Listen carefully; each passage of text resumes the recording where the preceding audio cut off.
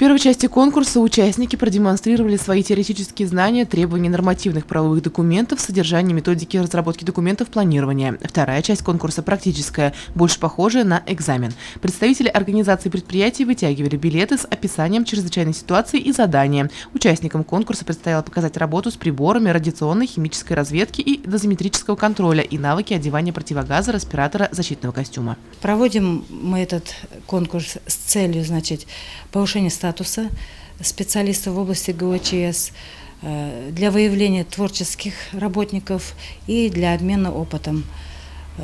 Не секрет, что на сегодняшний день обстановка в мире очень серьезная, неспокойная, и в связи с этим специалисты в области ГОЧС должны обладать определенными знаниями, и они должны уметь их применить на практике. В конкурсе приняли участие 15 представителей от предприятий и организаций города. Победители ждали грамоты и ценные призы. Самые лучшие умения и навыки показала специалист по гражданской защите предприятия «Водоканал» Минзаля Суюшева. Эта профессия мне нравится. Инженер по гражданской обороне ведет все документации по гражданской обороне, по чрезвычайным ситуациям.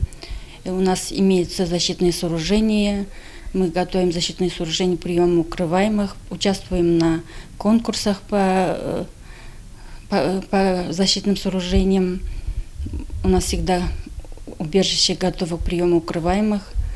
Проводим тренировки с аварийно-технической командой, командно-штабные тренировки, тактико-специальные учения, проводим обучение, а также другие мероприятия. Состоявшийся конкурс по праву можно назвать форумом специалистов, ведь здесь встретились работники с многолетним опытом и те, кто только что приступил к непростым обязанностям. Организаторы конкурса высоко ценят опыт и умения бывалых сотрудников, а также рекомендуют новичкам равняться на них, ведь от знаний каждого зависит наша общая безопасность.